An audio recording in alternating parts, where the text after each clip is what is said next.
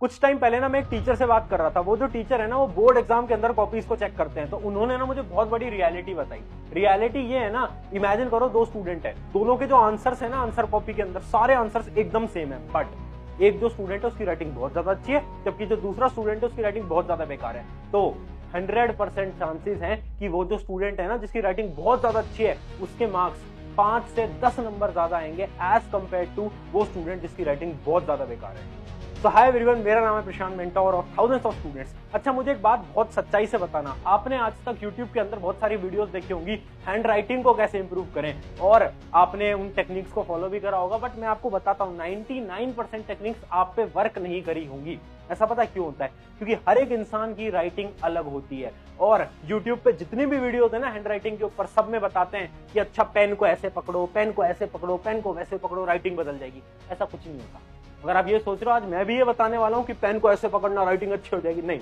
आज हम साइकोलॉजिकल और साइंटिफिक कॉन्सेप्ट जानेंगे कि रियलिटी में क्या हम हमारी हैंड राइटिंग को इंप्रूव कर सकते हैं, और अगर हाँ तो वो क्या स्टेप्स हैं जिनको हम फॉलो करें कि अगले 7 दिन के अंदर हमारी राइटिंग बिल्कुल बदल जाए। और जब मैं बोल रहा हूं ना अगले 7 दिन, तो मतलब अगले 7 दिन, अगले 7 दिन इन स्टेप्स को फॉलो करोगे, राइटिंग एकदम चेंज हो जाएगी। और मैं बहुत सारे स्टूडेंट्स के साथ कर भी चुका हूं, और इस वीडियो के बाद आपकी राइटिंग भी बदलने वाली है। सबसे पहले जानते हैं कि 3 सबसे बड़ी मिस्टेक्स क्या हैं। अगर आपके साथ भी ये प्रॉब्लम हो रही है ना, इसका मतलब ये वीडियो आप ही के लिए है। देखो, पहली मिस्टेक बैड राइटिंग। अगर आपकी राइटिंग बहुत ज्यादा बेकार है, आज तरीका बता देंगे, टेंशन मत लो। दूसरी चीज, स्लो राइटिंग, बहुत बड़ी समस्या स्लो राइटिंग। बहुत सारे स्टूडेंट्स की सबसे बड़ी प्रॉब्लम है कि भैया हम बहुत धीरे धीरे लिखते हैं, जिससे कि हमारा जो पेपर है ना वो छूट जाता है। बहुत बार आपके साथ होता होगा। तीसरी प्रॉब्लम क्या है? एग्जाम के स्टार्टिंग में अच्छा लिखते हैं बट लास्ट में बेकार। और मुझे रियलिटी बताना आज कमेंट में, क्या ये तुम करते हो या नहीं करते हो? क्योंकि मेरे स्कूल के टाइम पे ना मेरे साथ तो बहुत बार होता था। होता क्या था ना कि मैं स्टार्ट में तो बहुत धीरे धीरे लिखता था, प्यार प्यार से लिखता था, बट जैसे जैसे टाइम कम बचता जाता था ना, मेरी राइटिंग भी डॉक्टर की तरह बन जाती थी, जो कि टीचर के समझ ही नहीं आती थी। जिस वजह से मेरे बहुत बार मार्क्स कटे हैं, क्योंकि उस समय पर मुझे कोई बताने वाला नहीं था कि अच्छा तेरी ये वाली प्रॉब्लम है तो ठीक है, इसका सोल्यूशन ये होगा। क्या ये तुम्हारे साथ होता है? अगर होता है तो अभी पहले कमेंट में लिख देना, हाँ यार ये तो होता है कि हम स्टार्टिंग में बहुत अच्छा लिखते हैं बट लास्ट में जाते जाते राइटिंग बुरी हो जाती है। ये जो तीनों प्रॉब्लम है ना, इन तीनों प्रॉब्लम के आज साइंटिफिक सॉल्यूशंस डालेंगे, और इनके जो सॉल्यूशंस है ना उनके 3 स्टेप हैं। आपको बस ये 3 स्टेप फॉलो करने, इन 3 स्टेप्स को फॉलो करोगे राइटिंग बिल्कुल बदल जाएगी। स्टेप नंबर 1 क्या है? स्टेप नंबर 1 है वार्म अप एक्सरसाइज। बहुत ध्यान से समझना। हैंड के वार्म अप एक्सरसाइजेस से मेरा ये मतलब है कि देखो, इमेजिन करो आपका एग्जाम है, चाहे आपका बोर्ड एग्जाम है, स्कूल लेवल एग्जाम है, कोई भी एग्जाम है, उस एग्जाम से 5 मिनट पहले एक रफ कॉपी उठानी है। इमेजिन करते हैं ये हमारी रफ कॉपी है, ठीक है, ये हमारी रफ कॉपी है। अब हमें क्या करना है ना, इस रफ कॉपी के अंदर केवल 30 सेकंड, हमारे केवल 30 सेकंड लगेंगे, और कुछ हमें वार्म अप एक्सरसाइजेस करनी है। वार्म अप एक्सरसाइजेस क्या होते हैं, ध्यान से देखना। कुछ लाइंस ऐसे बनाओ, कुछ लाइंस ऐसे बनाओ, कुछ लाइंस ऐसे बनाओ, उसके साथ साथ कुछ लाइंस ऐसे बनाओ, ऐसे बनाना है। ये क्या है? Warm up exercise. जब भी आपका एग्जाम स्टार्ट होने वाला है, उससे 5 से 10 मिनट पहले आपको ये वार्म अप एक्सरसाइज करनी है, केवल 30 से 40 सेकंड के लिए। अगर आपके स्कूल या फिर आपके कोचिंग के अंदर अलाउड है कि आप लास्ट पेज, जो आपका जो आंसर शीट का लास्ट पेज होता है, उसके ऊपर आप रफ कुछ लिख सकते हो, तो आपको क्या करना है, जैसे ही आपके हाथ में क्वेश्चन पेपर आए, उससे पहले जब आप अपना आंसर लिखने जा रहे हो, उससे पहले आपको ये वाली एक्सरसाइजेस करनी है। क्या एक्सरसाइज है? एक्सरसाइज नंबर 1 ये है, एक्सरसाइज नंबर 2 ये है, और एक्सरसाइज नंबर 3 ये है। केवल 30 से 40 सेकंड। बट ये क्यों करवा रहे हो आप हमें? इसका साइंटिफिक रीजन क्या है? तो चलो जानते हैं इसका साइंटिफिक रीजन। ध्यान से सुनना। साइंटिफिकली यहाँ हो क्या रहा है ना, कि सबसे बड़ी प्रॉब्लम आपकी ये है ना कि आपको एग्जाम के स्टार्टिंग में स्लो लिखना पड़ता है। पता है वो क्यों स्लो लिखना पड़ता है? वो आपको इसलिए लिखना पड़ता है क्योंकि उस समय पर हमारा ब्रेन और हैंड कोऑर्डिनेशन अच्छा नहीं होता।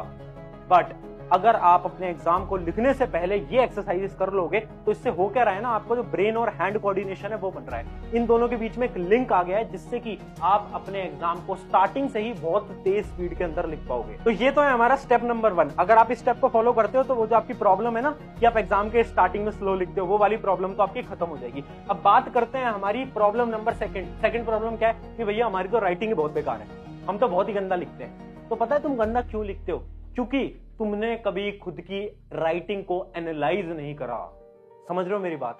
हम क्या करते हैं ना, हम दूसरों की वीडियोस देखते हैं बट हम खुद की राइटिंग को एनालाइज नहीं करते। मैंने आज तक लाखों बच्चों को मेंटोर करा है, और मैंने लाखों बच्चों की राइटिंग भी देखी है, और मैंने देखा है कि यार मेजरली स्टूडेंट्स की राइटिंग इसलिए बेकार होती है क्योंकि वो अपनी राइटिंग को एनालाइज नहीं करते। बट मैंने हर एक स्टूडेंट की राइटिंग को एनालाइज करा और मुझे पता चली 5 मिस्टेक्स।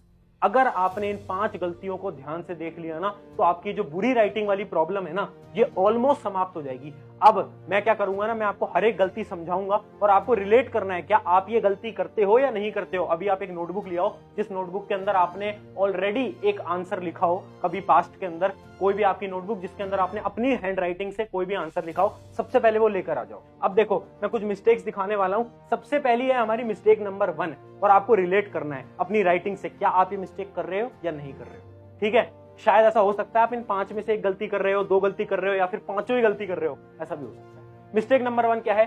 Gap between words. जैसे कि एक एग्जांपल मैंने दे दिया है, आप देख सकते हो अपनी स्क्रीन के ऊपर, यहां पर कुछ लिखा हुआ है, माय नेम इज प्रशांत। अब ये जो राइटिंग है ना, इसके अंदर मिस्टेक क्या है? इसके अंदर मिस्टेक ये है कि भाई गैप बिटवीन वर्ड बहुत ज्यादा है। देखो ये गैप बिटवीन इतना, अब गैप इंक्रीज हो गया, अब गैप डिक्रीज हो गया। अब इससे क्या होता है ना, जब एक टीचर पढ़ने बैठता है ना, ऐसे ऐसे ऐसे ऐसे, ये जो गैप है, इससे टीचर को प्रॉब्लम होती है, जिस वजह से आपकी राइटिंग बेकार लगती है। ये जितनी भी मिस्टेक्स है ना, इन सबके सोल्यूशन बताऊंगा लास्ट में, पर सबसे पहले आप अपनी राइटिंग को एनालाइज करो। क्या आप मिस्टेक नंबर 1 करते हो, हाँ या ना? खुद से पूछो। अगर करते हो तो ठीक है, इसका सोल्यूशन बताएंगे, नहीं करते तो अगली मिस्टेक की तरफ बढ़ते हैं। मिस्टेक नंबर 2 क्या है? बिग और स्मॉल साइज ऑफ लेटर। अब देखो बहुत सारे स्टूडेंट्स की राइटिंग या तो ऐसी दिखती होगी, ऐसी छोटी मोटी, ये जैसे कीड़े मकोड़े से मार दिए हो, है ना, इस प्रकार से किस स्टूडेंट की राइटिंग हो सकती है। या फिर कुछ स्टूडेंट की राइटिंग ऐसी भी होती है बड़ी बड़ी, अभी शायद आपको स्क्रीन पे ज्यादा बड़ी नहीं दिख रही होगी, बट बहुत सारे स्टूडेंट बहुत बड़ा बड़ा भी लिखते हैं। तो क्या आपकी राइटिंग में प्रॉब्लम है? क्या आप बहुत ज्यादा छोटा लिखते हो, फिर आप क्या बहुत ज्यादा बड़ा लिखते हो? एनालाइज करो, हाँ या ना, खुद से पूछो। ठीक है, अब चलते हैं मिस्टेक नंबर 3 की तरफ। और ये सारी मिस्टेक्स को एनालाइज करने के बाद ना, आपको आज कमेंट में लिखना है कि आप कौन सी मिस्टेक कर रहे हो। क्या आप मिस्टेक नंबर 1 कर रहे हो, 2 कर रहे हो, 3 कर रहे हो, 4 कर रहे हो, या फिर सारी कर रहे हो, 2 या 3 कर रहे हो, 4 या 5 कर रहे हो, आप कौन सी कर रहे हो। तो देखते हैं मिस्टेक नंबर 3, थिक राइटिंग। अब बहुत सारे स्टूडेंट्स के मैंने कॉपी में देखा है कि वो ना बहुत मोटा मोटा लिखते हैं, जिसकी वजह से ना उनके कुछ वर्ड्स होते हैं ना, वो ओवरलैप कर देते हैं। जैसे कि आप यहाँ पर देख सकते हो, ये जो शब्द है समझ नहीं आ पा रहा, ये जो शब्द है ना समझ नहीं आ पा रहा। क्यों? क्योंकि राइटिंग बहुत मोटी मोटी है। मिस्टेक नंबर 4 बहुत ज्यादा कॉमन है, और मैं बहुत सारे स्टूडेंट्स को भी ये देखता हूँ करते हुए, वो है टिल्टेड वर्ड्स। बहुत सारे स्टूडेंट क्या करते हैं ना, थोड़ा सा टेढ़ा लिखते हैं। जैसे आप देख पा रहे हो कैसे टेढ़े की तरफ जा रहे हैं हमारा हाथ, ये मैंने बहुत बार देखा है। और बहुत सारे स्टूडेंट ये गलती करते भी हैं कि जो लेटर्स हैं उनको टेढ़ा लिखते हैं। क्या आप ये गलती करते हो, हाँ या ना, पूछो। और लास्ट और फाइनल मिस्टेक है प्रॉब्लम विद 1 लेटर। अब देखो बहुत सारे स्टूडेंट के साथ ये प्रॉब्लम हो सकती है कि एक लेटर वो बेकार बनाते हो, जैसे कि जी। ऐसे मैंने देखा है बहुत सारे स्टूडेंट अजीब सा जी बना देते हैं, जो कि एग्जामिनर को समझ ही नहीं आ पाता इसने लिखने की कोशिश क्या करी है। या फिर एन एच और एन में बच्चे कंफ्यूज हो जाते हैं कि एच कौन सा है, एन कौन सा है। ऐसी मिस्टेक भी करते हैं, है ना, राइट। तो मैंने आपको 5 मिस्टेक बता दी। अब आप खुद की राइटिंग से एनालाइज करके पहले कमेंट में ये बताओ आप कौन सी मिस्टेक करते हो। मिस्टेक 1, 2, 3, 4, 5, या फिर सारी, या फिर कोई भी नहीं। आई होप आपने कमेंट कर दिया होगा। अब बात करते हैं इनके सोल्यूशंस की। तो देखो हर एक प्रॉब्लम जो मैंने आपको दिखाई, मिस्टेक नंबर 1, 2, 3, 4, 5, सबके एक एक सोल्यूशन बताऊंगा। अभी हमने क्या करा, खुद की राइटिंग को एनालाइज करा। अब उस एनालिसिस की मदद से हम खुद की राइटिंग को सॉल्व करेंगे। पूरे यूट्यूब के ऊपर आपको ऐसी वीडियो नहीं मिलेगी, ये मेरी गारंटी है। देखो पहली मिस्टेक क्या थी? मिस्टेक नंबर 1 थी गैप बिटवीन लेटर्स। मैंने आपको दिखाया था बहुत ज्यादा गैप आपके लेटर्स के बीच में अगर है तो उसका सोल्यूशन क्या है? उसका सोल्यूशन है राइट स्लोली। देखो अगर आप बहुत ज्यादा गैप एक लेटर के बीच में छोड़ते हो ना, जैसे मैंने आपको स्टार्टिंग में एग्जांपल से समझाया था, अगर वो वाली मिस्टेक है ना, तो आपका जो ब्रेन और हैंड कोऑर्डिनेशन है ना, वो अच्छा नहीं है। तो उसके लिए आपको क्या करना है ना, कुछ दिन, अगले 7 दिन जब भी आप कुछ भी लिख रहे हो ना, तो थोड़ा धीरे धीरे लिखो। उससे क्या होगा, आपके दिमाग और हाथ का जो कोऑर्डिनेशन है वो बनने लगेगा। अगला सोल्यूशन क्या है? अगर बेकार राइटिंग है तो बड़ा लिखो, वरना नॉर्मल। अगली जो हमारी प्रॉब्लम थी वो क्या थी? हमारी प्रॉब्लम थी कि कुछ लोग तो बहुत बड़ी बड़ी राइटिंग लिखते हैं, कुछ लोग बहुत छोटी छोटी राइटिंग लिखते हैं। तो देखो अगर आप बहुत ज्यादा छोटी राइटिंग लिखते हो तो प्रॉब्लम है कि आप अपने पेन को थोड़े गलत तरीके से होल्ड कर रहे हो कहीं ना कहीं। तो अगर आप बहुत ज्यादा छोटा लिख रहे हो तो पेन को थोड़ा सा ध्यान से होल्ड करो। पेन को मतलब देखो कि आप किस प्रकार से होल्ड कर रहे हो, क्या आप ऐसे होल्ड कर रहे हो, बहुत आगे से तो आप होल्ड नहीं कर रहे, वो आप जरूर देखना। उसके अलावा अगर आपकी राइटिंग बहुत बेकार है ना, तो आपको क्या करना है ना, बड़ा बड़ा लिखना है। क्यों? जब हमारी राइटिंग बेकार होती है ना, तो हम बड़ा बड़ा लिखते हैं ना, तो टीचर को इजीली समझ आता है। तो अगर आपकी राइटिंग बेकार है तो आपके लिए टिप है कि आप बड़ा बड़ा लिखिए। और अगर आप बहुत छोटा छोटा लिख रहे हो, कैसे इंप्रूव करोगे? पेन को थोड़ा डिफरेंट तरीके से पकड़ने का ट्राई करना है। उसके अलावा तीसरी प्रॉब्लम क्या थी हमारी? तीसरी प्रॉब्लम थी थिक राइटिंग। बहुत बार मैंने बताया था ना कि स्टूडेंट्स की राइटिंग बहुत मोटी मोटी सी होती है, जिसकी वजह से वर्ड्स जो होते हैं वो ओवरलैप कर जाते हैं। तो उसके लिए क्या है, hold pen with less pressure, बहुत ज्यादा इंपॉर्टेंट स्टेप। बहुत सारे बच्चे क्या करते हैं ना, पेन को बहुत गड़ा गड़ा के लिखते हैं ऐसे,